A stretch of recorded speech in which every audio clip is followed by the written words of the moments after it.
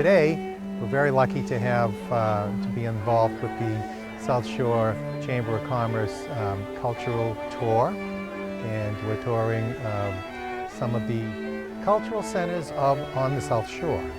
We have visited several places already. We're down here in Plymouth, and we're at the Plymouth Center for the Arts. We ventured to Cohasset today, and at the South Shore Arts Center in Cohasset, and we have gone over to Duxbury, to the conservatory over in Duxbury.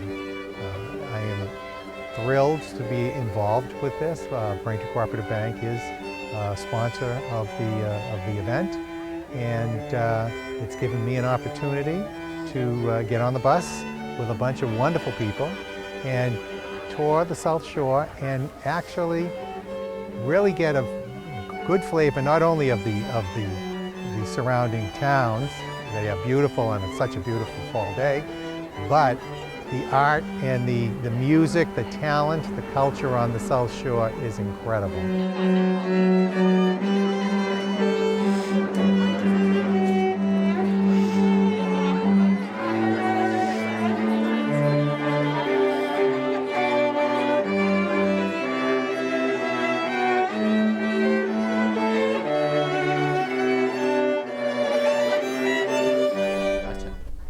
Hello everyone.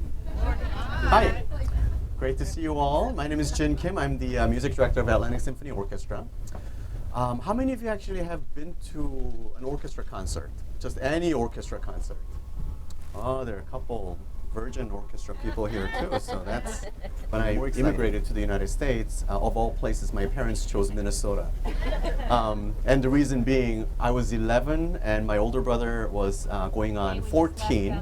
Or 15, I should say, and so they wanted to go where there are no Koreans, so we could just speak and learn English. So, anyway, very excited about I just wanted to just kind of just say a few things, mostly just about why I think symphony orchestra and whether it be Atlantic Symphony, Plymouth Philharmonic, or Boston Symphony for that matter, that what we do really matter, because I think I come from a very interesting background.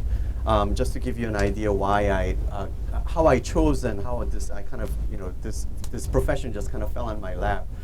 Initially, I wasn't planning on becoming. Last thing I wanted to do was something with music. I was probably among some of you who was forced to practice piano. I really was, and so when I came to the United States, my mother decided, you're going to practice piano. My older brother was going to learn English with a tutor. My younger brother was going to be, playing soccer, and she, most of the time was spent on her chasing him around for, being a soccer mom. And so I really do think, I didn't figure this out up until a few years ago. I think this was a conspiracy by my mother, that how am I going to get 3 boys, coming to a new country, keep them busy? So one tutor, one facing at the wall, practicing piano, and the other one playing soccer. So, right away, I started practicing 2, 4, 6 hours a day within like 6 months. And so last thing I wanted to do really was, continue this on. And people kept saying, oh yeah, you're a very good piano player. I said, well, yeah, because I practice 6 hours a day. You tried that for a couple months. And then the whole conducting thing came about. All in all, basically, I started, since with playing piano, you don't just practice one line, right? You actually practice harmony and everything else. And I really kept saying, it would be very interesting if this were to be divided up with various people doing this. And to simply put, I said, oh, it would be so great to have somebody else play the left hand and the right hand, and I just watch, for that matter.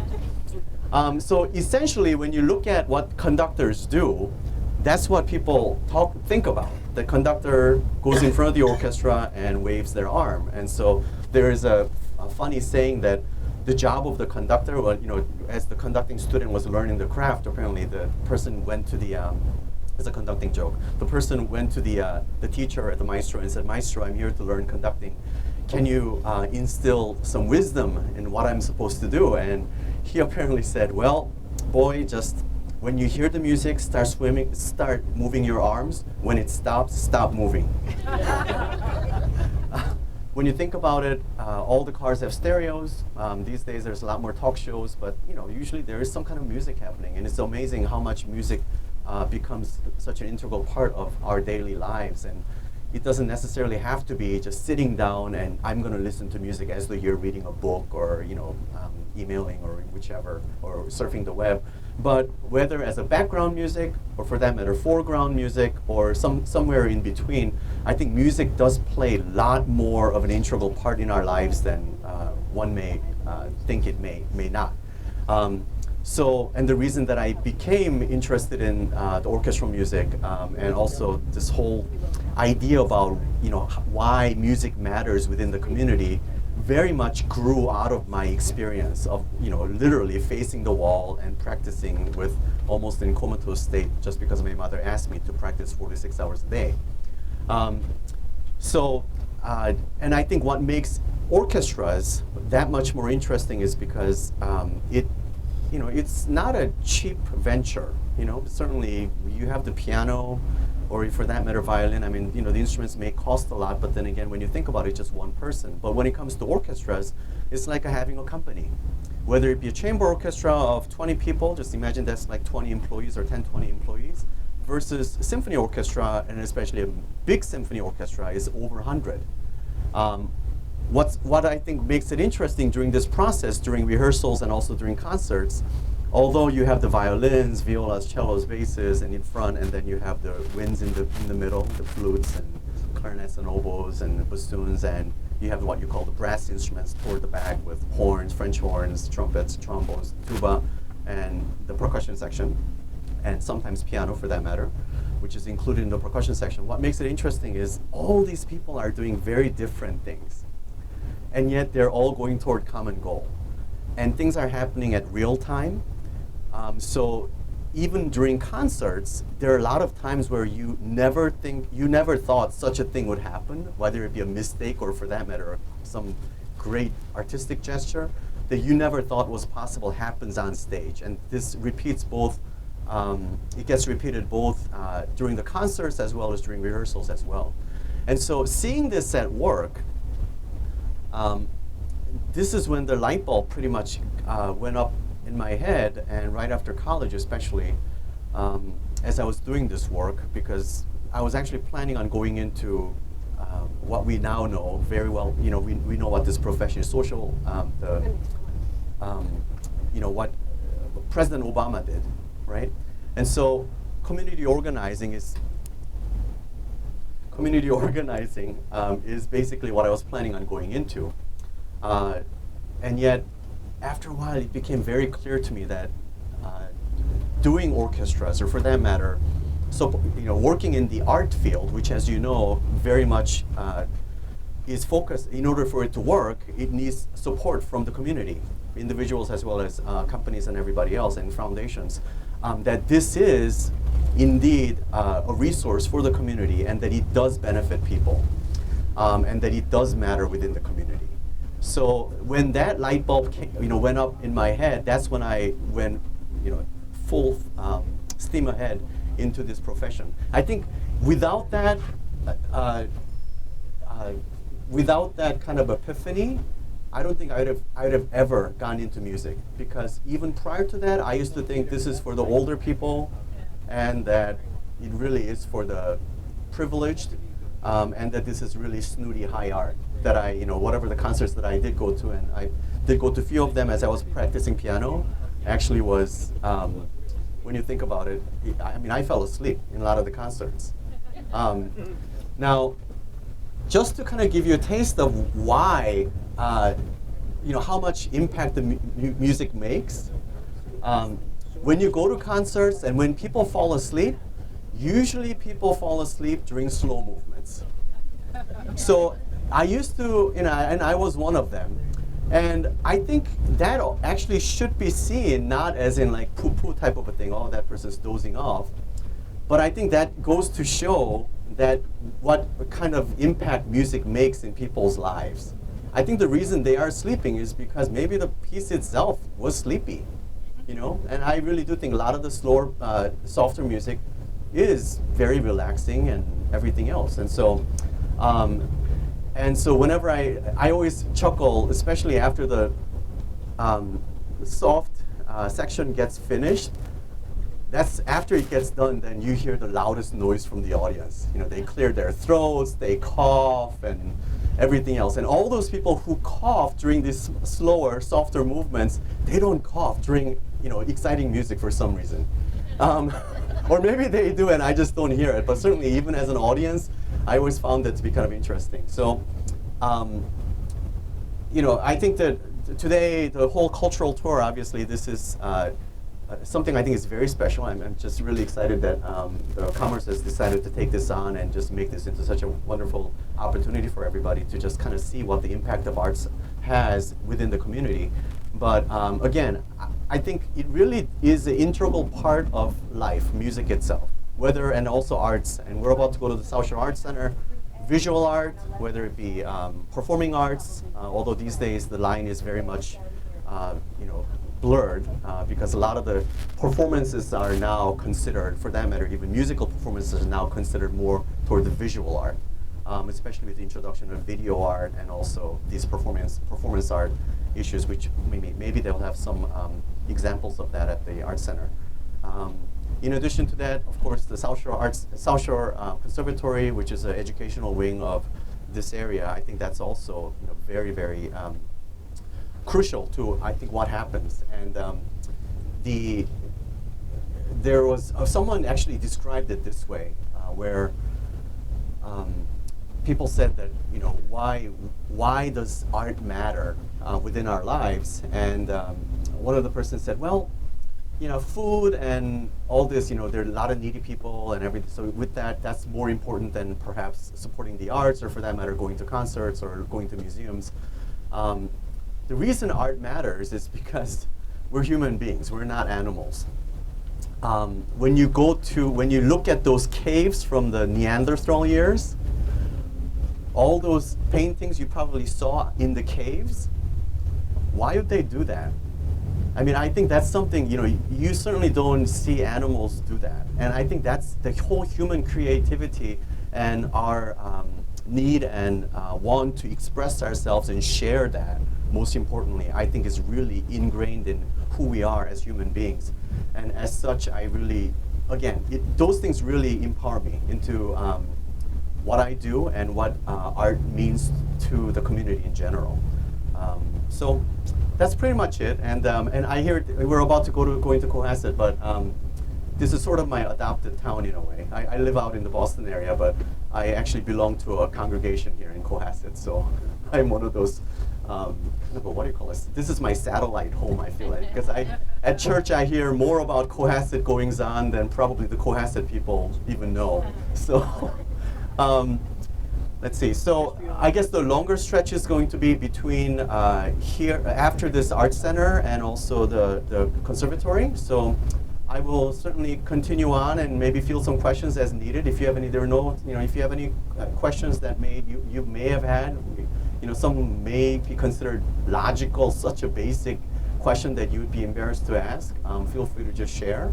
But I'm certainly looking forward to just sharing sort of my background and also just, you know, why I so much strongly believe in what we do and why art really matters and why symphony matters so much within the South Shore community in general. So anyway, enjoy the how many more minutes? Oh, we're here. Oh wow, we're going this way. Okay, oh that's right. Okay, so a few more minutes. So enjoy the ride out there, and I look forward to talking to you again. Thank you.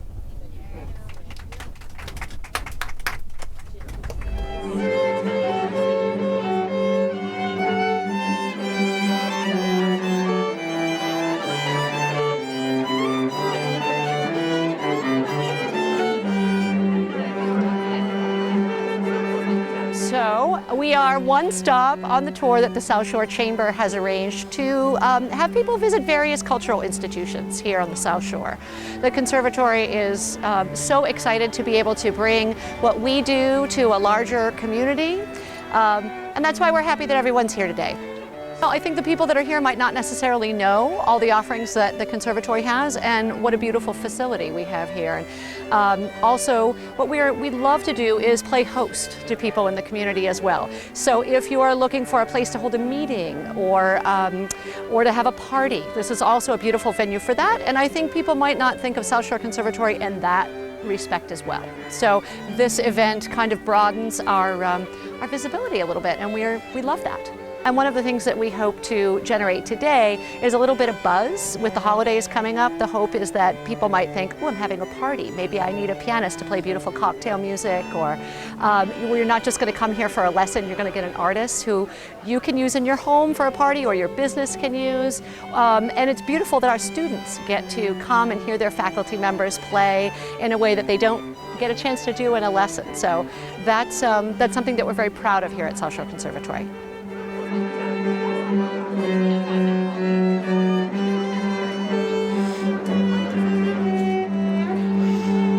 Tim Graff. I'm the head of locations for the Massachusetts State Film Office. Does anybody know what the State Film Office is? Sure. We're a state agency. We are part of tourism. We're right in the tourism office. And we're a three-person office that markets the entire state, all of Massachusetts, Cape Cod, South Shore, Boston, Berkshires, North Shore, as a location for any kind of film, television show, or video, or print ad. We market the state very aggressively to all of these crazy people that make movies. And of course, it's really fun for me to start off this tour here in Cohasset, because I've been with the film office since the mid-'80s, which is sort of scary. And I also, when I started at the office, The Witches of Eastwick was in production. So that was my first movie, and I remember obviously the very, very big scene with Jack Nicholson with, I think it was a hardware store back then, or it was written for one of the movie. And who saw The Witches of Eastwick? Did you guys like it? I think that is an excellent example of a, thank God, a popular film, but a film that really showed the locations off. And I think that's extremely key, and they had the big fancy wind machines, and it was really a big deal for our office back then to have Jack Nicholson and Cher and Susan Sarandon. At that time, we did not have a tax incentive, which has been making our state much, much more popular. We have a 25% tax incentive here in Massachusetts now since 2006. And that's made a gigantic difference in enabling our office to market the whole state to Hollywood. But the Witches of Eastwick is a fun movie still. It's kind of silly, but I love it as a location guide because it's one of those rare films that you can actually see the town they filmed it, and it's not just really shot so tightly that you can't see everything. So Cohasset is a special spot for me. I can remember also taking the producers of the movie House Sitter with Steve Martin and Goldie Hawn here.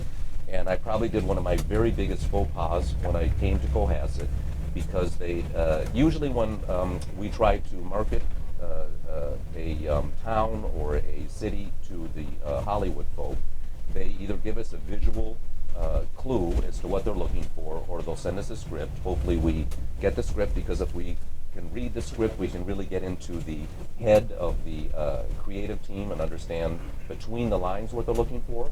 But in the case of House Sitter, they said we need a town that Goldie Hawn could get off of this bus, and in one shot you get the whole gist of the town. So brought them down to Cohasset. The director was Frank Oz, and we got off the minivan, and I said, Mr. Oz, this is your shot, this is what you want to do, this is where Goldie Hawn can get out of the bus. And he looked at it, and the producer took me aside, and he was very angry with me because I suggested the camera angle to the director. So I made a very, very big mistake. And ever since then, every Christmas, this producer sends me a Christmas card saying, and I suggested that the angle should be from here. So I don't do that anymore. So basically, I would take them back to the Common, and I would just let them find their own camera angle. But that's what we do. We try to read a script. We try to come up with a visual representation and presentation to get these filmmakers into the state. when they do come into Massachusetts, it's significant revenue. It really is. They hire a crew. We have a very deep crew base in Massachusetts. They stay in hotels. They eat at restaurants. They obviously increase tourism. Something like the Witches of Eastwick is really a good one. House sitter really wasn't too popular. But we have a beautiful state that is very attractive to filmmakers. You guys probably already know, but certainly we have Boston, great city. We have Cape Cod. We have the North Shore. We have a lot of period locations. We have lakes. We have mountains. We have industrial. We have scary. We have upscale. So we really have all of this, and that makes us very attractive to the people that make movies because they can find all of this stuff in a condensed area, and that's what it's about. It's about getting them what they want creatively, and more importantly, making their bottom line work. So in other words, making it less expensive for them to film here and making their shooting very easy. So it's a thrill to be here. Does anyone have any questions? Sure. Disney is filming now, aren't they, in Bingham? They are. They're filming. They're actually based in Quincy. It's a movie called The Finest Hours with Chris Pine and Casey Affleck. And it's based, has anybody read the book by Casey Sherman?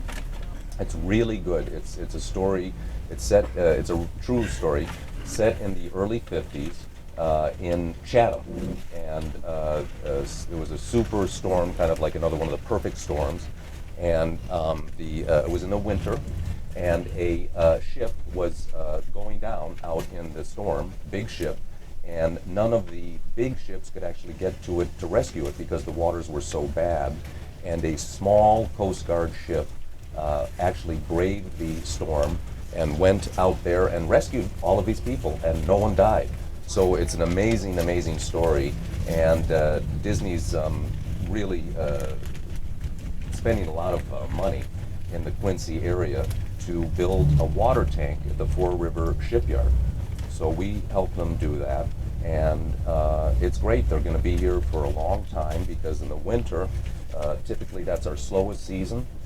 Right now, everybody wants to be here to see the pretty colors and to make kind of romantic comedy kind of stuff. But in January and February, March, that tends to be our slowest season. So we're very happy that we have a movie here then. But it's a really good book. You should read it.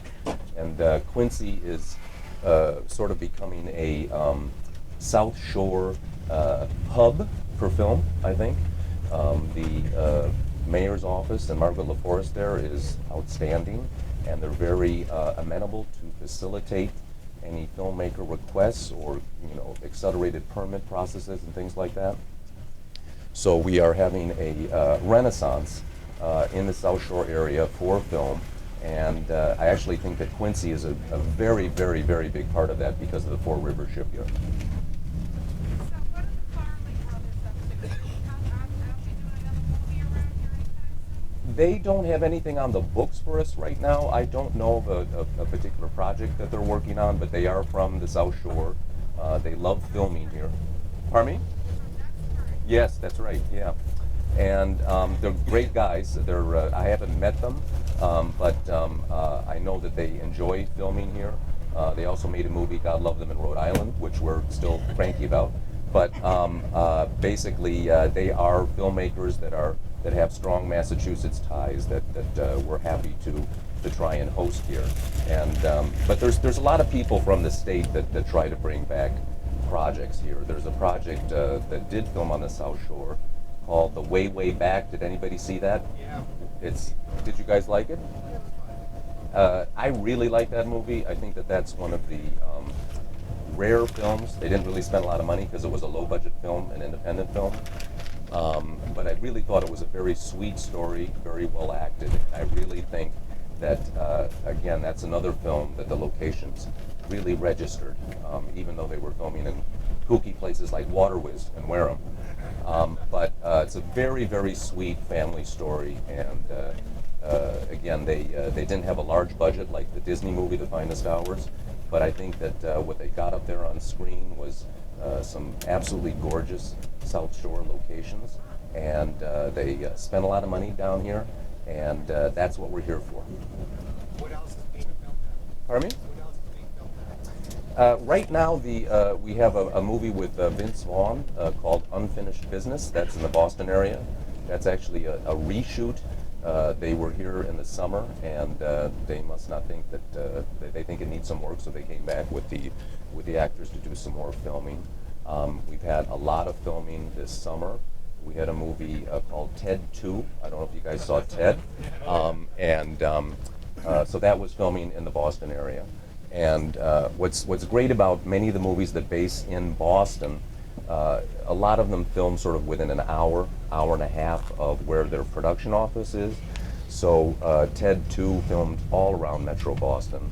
And I think they also did come down to the South Shore because even though it's set in one particular spot, they tend to film like within an hour and make it all look like it's one spot. So, what do we have to do to help you to find all the spots on the South Shore that will help you do your job? That's a great question. Thank you so much. What I do is I'm the head of locations. So we have a terrific online location database. It's really expensive. We just bought it about 2 years ago. And in 2 years, we have put about 50,000 pictures of the state on it. And it's really cool. You guys can look at it. It's mafilm.org. It's available to the public. Anybody can look at it and search through it.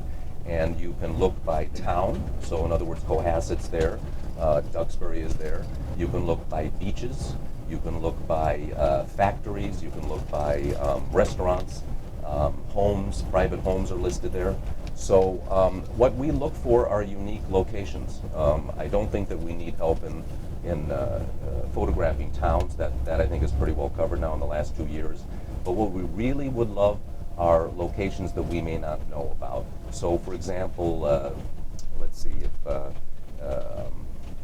cool period house in Duxbury on the water that would be available to film, that would be available to film on the inside. So in other words, it's not so old that the ceilings is only like 6 feet tall and you can't put a big crew in there.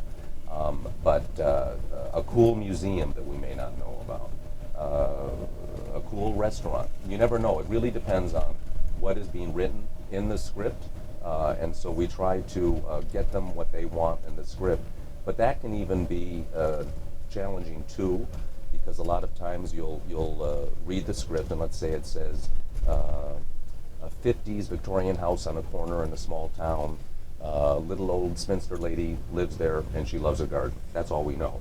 So we're supposed to go across the state and we're supposed to make sense and hopefully show them good pictures of an appropriate house for this.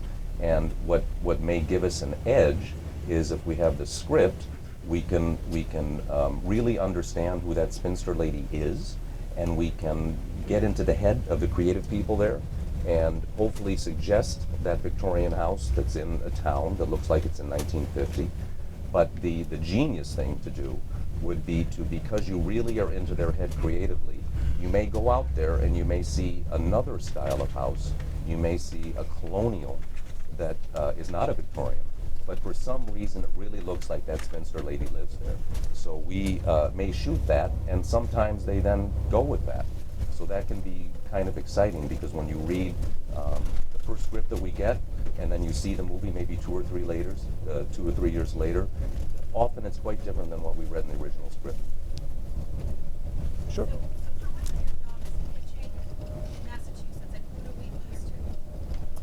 We, a lot of times we're duping Maine, which we've been very lucky with, because it's more expensive to film in Maine, and I love Maine. So, for example, pardon me? Why is it more expensive? Because they don't have the strong crew base right there. So if most of the crew base in New England is based in Boston. So they have to put the people up in a hotel up in Maine, especially if it's a larger film. And a movie or a mini-series by HBO, which is premiering next week, it's really good, called Olive Kittredge. I don't know if anybody read the book, but by Ms. Strout. But it's a really good book, and it's an excellent miniseries with Frances McDormand and Richard Jenkins and Bill Murray. And that was set in a small town in Maine, and we duplicated the look of Maine on the North Shore of Boston. That was a big reason to come in here. So when somebody is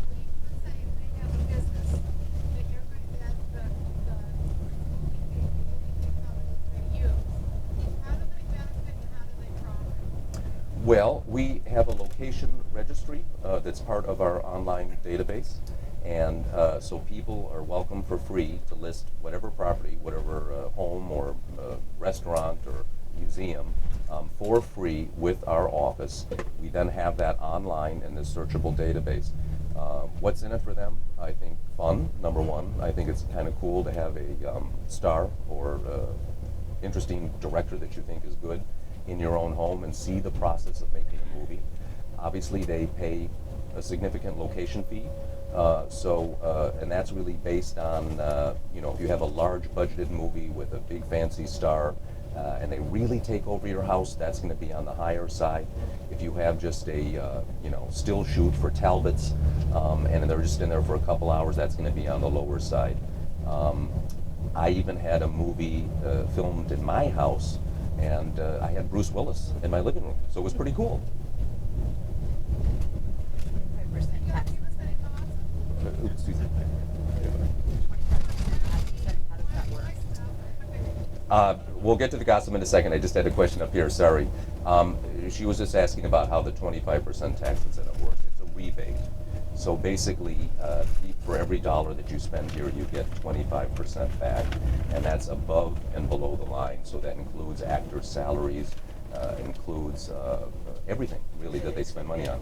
Their receipts to the government. That's right. That's right. To the Department of Revenue here. And most states now actually have some form of tax incentive. Ours happens to be extremely strong. Like I said, I've been with the film office for many years, and when we were marketing for The Witches of Eastwick and for House Sitter, it was really difficult because Massachusetts is a high cost of living state. So if you're a MGM or a Sony and you want to make a movie somewhere and it's set, let's say, in a generic town or a generic city, you can film that in North Carolina, you can film it in Louisiana, you can film it in Massachusetts, and you'll probably get a pretty decent similar production value. So this basically makes Massachusetts more of a strong contender and evens out the playing field for us. And I think our big selling point is, frankly, our state. We have an amazing variety here. It's so beautiful. I'm from Chicago originally, but I've been here since the 80s. And my idea of a good time is just, I'm based in Boston, is just to go around and find new cool places to photograph.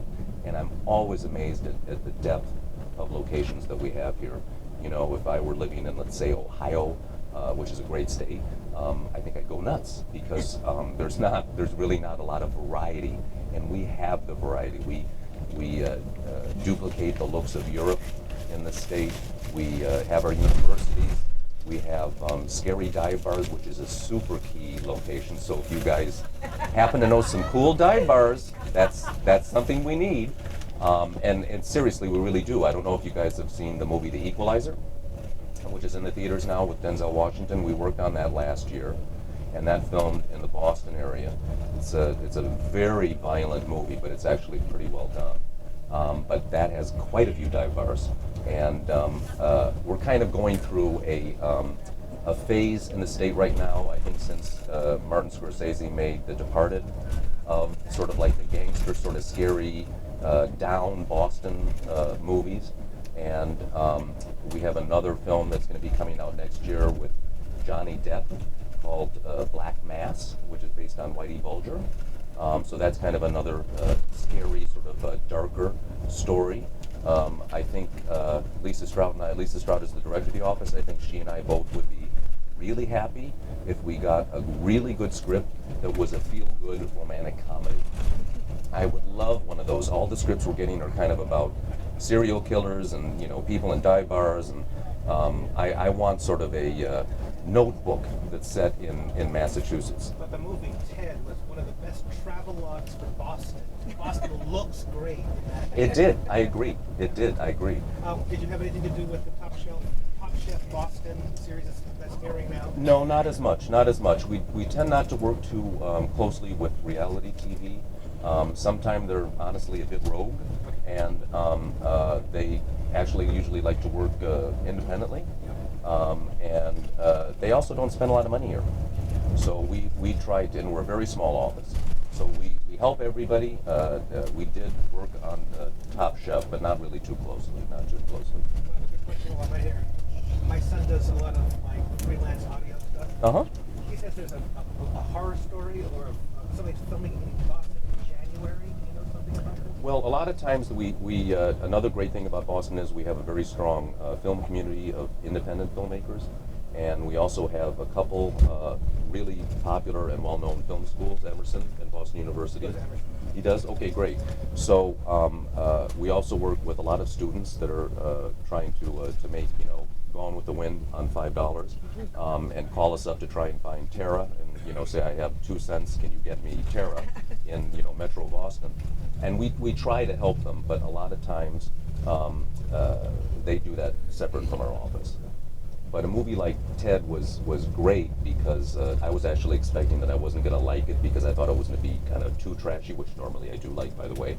But I actually thought it was intelligently done, in sort of an irreverent way. And I agree with you. I think that the exterior shots that they had in Boston were very, very well done. Very, very. Yeah, it was great. And that's what helps us too, is iconic locations like Fenway Park, Field of Dreams. What's the one with Drew Barrymore? Fever. Yes, Fever Pitch, thank you. Those really help us. The fact that we have Harvard and MIT and all the great schools that we have here, very iconic, and so whenever there's a script that's set in a college, we usually get the call. We may not get the movie, but we definitely get the call. So the fact that Massachusetts is so varied and has so many different locations, again, that are so close to one another, really gives us an advantage, So now what's the next town we're going to? Plymouth. No, Oh? Duxbury. Duxbury. Duxbury, way back when, a movie that nobody has seen called Dad with Jack Lemmon. The guy that did Family Ties, Gary David Goldberg directed it. I think it's his only feature. It's actually a pretty sweet movie, pretty sad movie. But in that case, the key location was a farmhouse on the water, which is more difficult to find. And we did find, way back when in the 80s, a great house. And I could not find it right now if I tried. But that was the location that brought the movie here. And in that case, back in the 80s, when it was more expensive to film here, they only filmed here for a week of exteriors, and then they did the interiors on a stage set back in California. But Duxbury is an amazing town. I think that it's one of the most charming town centers that we have. I think that the boardwalk going to the beach is one of the very best. And I also love the area beyond the boardwalk, right on the water. I think that's an amazing little community of homes there.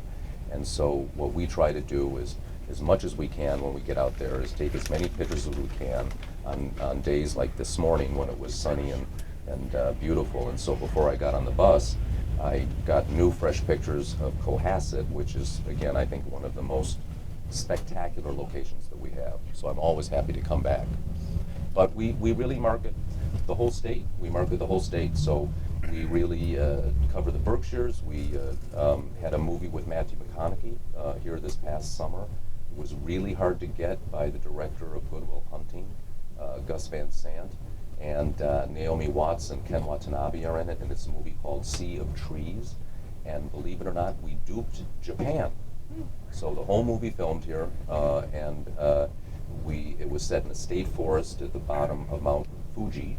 I spent most of the late winter and early spring scouting grimy, muddy state forests, trying to find something that looked like the pictures that they sent us in Japan.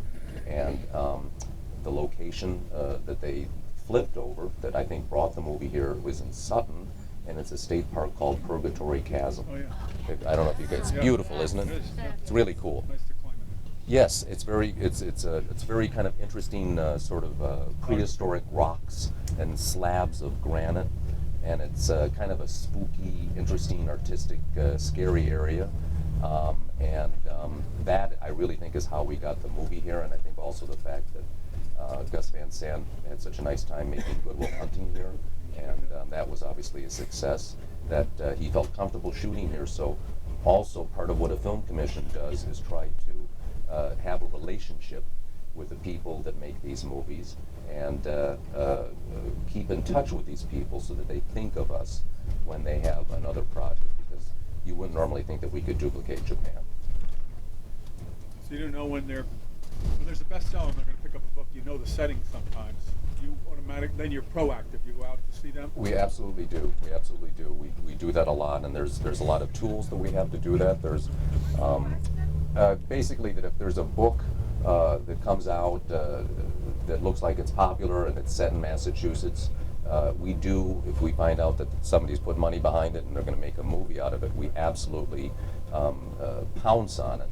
And Lisa Strout, our director, goes to LA probably about 5 or 6 times a year and has meetings with the main studios and also with producers that may not be associated with one particular studio, and just lets them know that we're here, lets them know that we have the tax incentive, that we can facilitate their needs, that we have communities that are open to filmmakers, and that we'll bring them in and make them feel at home, because they are really kind of a strange thing. Has anybody ever seen a film being made? No? Yeah. You have? Okay. What did you see? I live in LA. Okay. So you've seen a lot. Tons going out there.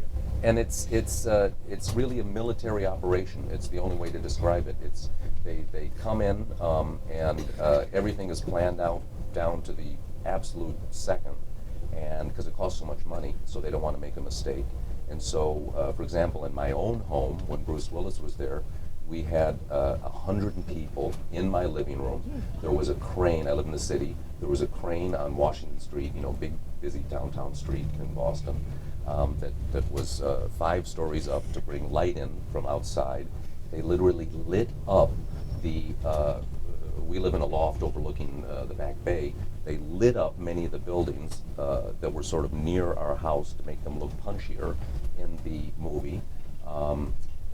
We made a lot of money on it, which is actually really nice, and actually tax-free money, because a lot of people don't know that you can rent your property out. I think 2 or 3 or 4 times a year, and the IRS, you don't. That's not taxable income, the location fee that you get, because it's your own house. So it was tax-free money that was really nice to get, frankly. And then it's cool to see your house in the movie, and we were very happy because a lot of times, like, somebody will use your house and you don't really see it. They might, just shoot it so tightly you can't really see it, or it might be, the scene with the maid with nobody that, not an actor that you may not know. But we were very lucky because it was a real great money shot of Bruce Willis walking into our living room, and the camera held on him a long time, and they didn't even really dress our living room up too much, so it nobody saw the movie, but we did. So. And the Willis family. Yes, that's right. It's really funny because you read a script. I would say Good Will Hunting was one of the very few scripts that I read, and who knows if what I think is correct, but it's one of the few that I read that I really thought, my God, this is a masterpiece. This is a movie that's going to be excellent. And I was so happy when it became so popular and won all the Academy Awards and everything. And it really means a lot to the state, not only for the people that are working on it and the jobs and the revenue that people make when they work on a movie, but something like Good Will Hunting, honestly, is incredibly iconic. And so I don't know if you guys remember the L Street Tavern, which was in Good Will Hunting. That is a tourist trap. It's a tourist trap now. I like them. Yes, exactly. And so they literally, Japanese tour buses go, no kidding, I'm really not kidding, it's almost like the Cheers bar, and go in there and they want to have their drink, because they love that movie so much that those locations really are part of the film, and they want to go back and they want to experience it for themselves. So it's exciting, it's fun, it's a pretty cool job. So what about TV shows? Absolutely, we kill for a good TV show, and the reason we would is that they're here all the time.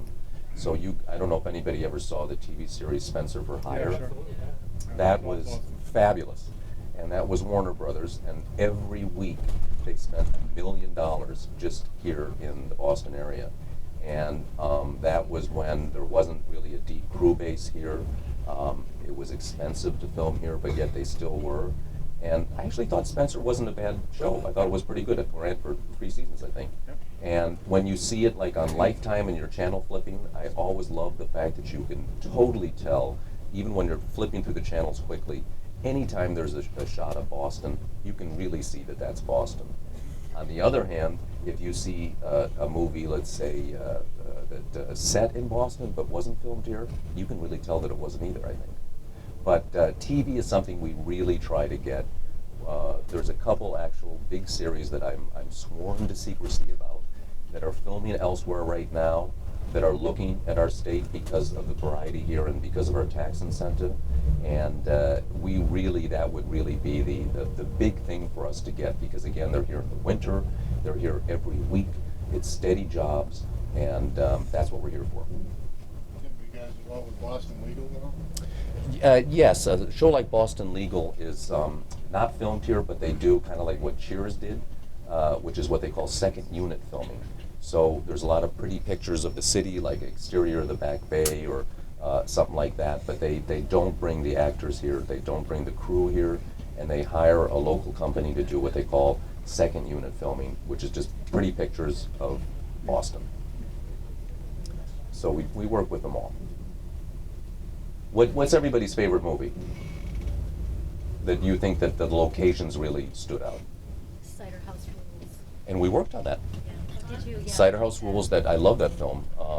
It's with Michael Caine and Tobey Maguire from the John Irving novel. That was a very hard movie for us to get because they wanted to film in Vermont, and they did. But they filmed in the Berkshires a lot, in Northampton and in Lenox. And there's a really cool mansion there in Lenox, Benford Hall, that's right, which was the orphanage. So And that helped to jumpstart that restoration. That's right. That's right. And you know, that's actually one of the most rewarding things of my position here, because if our office is able to bring a movie to a place like that, like to Bedford Hall that needed that renovation, if they pick that, they then obviously give them a good location fee, and that helped that place get back on its foot. And having visited that spot, it's so special, and the people that run it are so terrific that it drives me crazy, because you meet all of these great people and you see these wonderful locations, and they want a movie so bad and they need the money, but you have to wait for the right script. So we do try to know what's out there as much as we can, so that if we get that call, we hopefully can respond to it. What are some other movies that people have liked that show locations? Anything? Jaws, of course. Jaws is still a gigantic tourism thing, and it's interesting for us with Chatham right now, with the great whites. And initially our office, because our office is based in the tourism office, we were quite concerned that all of these man-eating sharks were going to drive away tourists, and it's actually the opposite. It's a huge tourism boom. Ray, throw out favorite locations in Massachusetts you haven't filmed yet? That's a great question. I have one. Okay, what is it? My favorite location that no one knows. Which one? It's the world's largest freestanding granite statue in the world, and it's in Plymouth. It's the Forefathers Monument. It is the most breathtaking thing. Cool. Think Statue of Liberty big, and nobody. Where is it? Where is it in Plymouth? It's not by the water. Yeah. So when you'll see it's out on a hill. Is it like by Plymouth Plantation? No. No. It's near downtown Plymouth. Uh-huh. And so you'll see signs that say Forefathers Monument. It's on the top of the hill, and it takes your breath away. And no one knows about this place. And you know, think North by Northwest. Just shoot something up. So there. cool. Yeah, It's it's one of my that favorite cool. movies. Yeah. That's really good to know. I would say one of the biggest ones that I love is Mass MoCA, which is in the western part of the state, in North Adams. Yeah, it's the North America's largest contemporary art museum, and what it is physically is just all of these really cool old factories that have been retrofitted to gallery space, and it's very raw, it's very creative looking, and it's expansive. So for the right movie, that I think is going to be an amazing thing, and I'd love to get a movie into North Adams, because that's a community that could also use the revenue as well. But everywhere it could. Thank you, Tim. Thank you. My pleasure.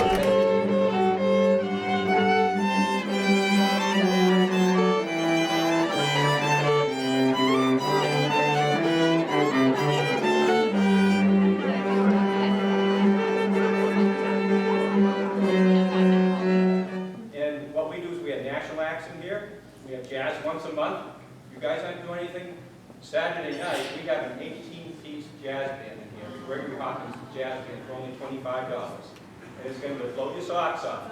Nice things about living here, and Stephen can tell you, is we're so close to Boston. We have Berkeley School of Music and all the professors there that have some of the best musicians in the world in their bands. And they're here once a month. So we do things like that. We do singer-songwriters, we do light rock, different styles of music. And I don't want to take too much of your time because what we also want to do, besides having national acts in here, is to promote local acts. And we have Haley Sabella actually come from Plymouth. She just recorded her first CD. She released it here about 6 months ago. She's going to play right now a couple selections from that. So you guys just relax and have some fun listening to Haley.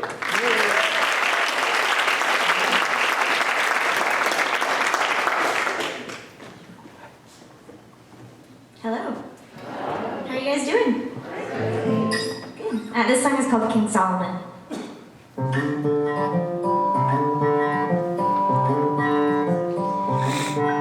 They say an honest man is difficult to find, especially in the struggle someday and age. But honey, I'm inclined to take a different mindset. Oh, hear me when I say it's always been this way. And King Solomon said,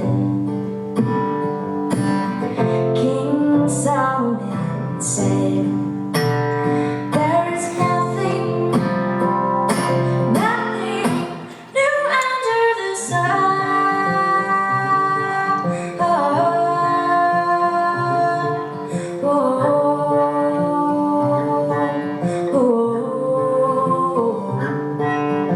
Once I knew a man who told so many lies. He went by a different name each time he shook your hand.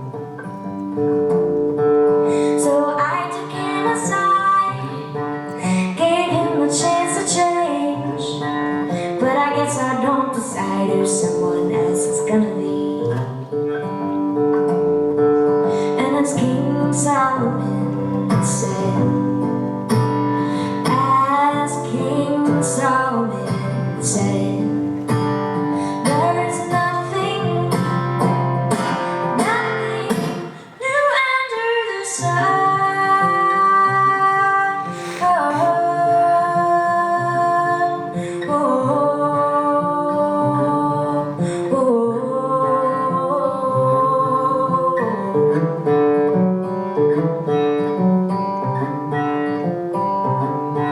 And with each day the sun rises, and with each night the sun sets. It don't matter who's beside me, I still sleep with myself.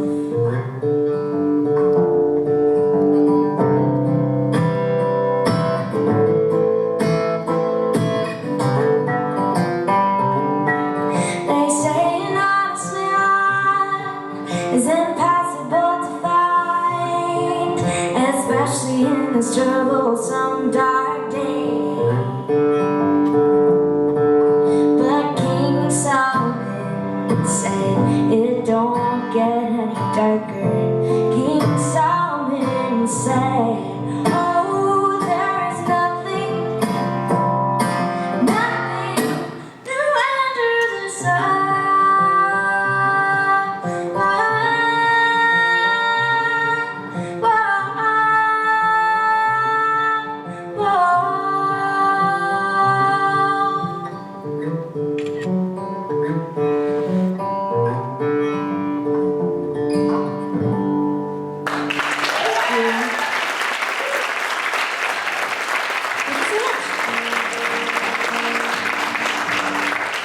That's the title track of an album that Bob had mentioned that I released here, and I am a Plymouth native. I grew up in Manomet, and so I'm so excited to have a place like this here in town. It's kind of surreal. It's dreamlike almost. So yeah, thank you guys so much for stopping by. This song is called, it's a newer one, and it's called I forget the name of it. Turn around, there it is. Inspire me when from the east turn the gray under from below. I'm wearier than the tired song repeating on the radio.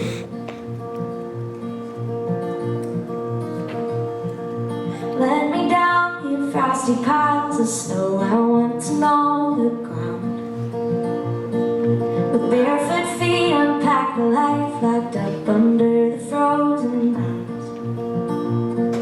The springtime lark is tardy this year. Winter's grip is strong and cavalier. New England, you are like a slowly spinning girl with many masks. Each quarter turn you take, we see one face is different from the last. Ooh, it's your turn to turn around. Ooh, it's your turn to let me down. Hammering right through the break of walls erected in good faith. Careful hands, unneeded wounds, setting chalk into its place. I wanted you to know that I know better. But it's my turn to turn around. Ooh, it's my turn to let you down.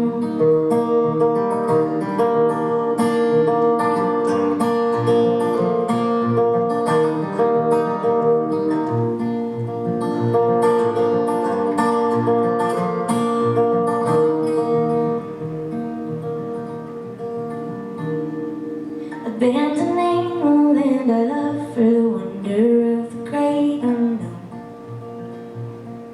The quarter turning lovely one, forsaken for none that road. Apparently I need the cold to stay awake. It must be time to turn around.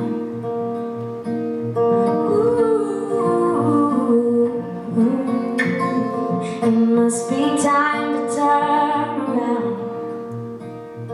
Ooh, it must be time to let you down.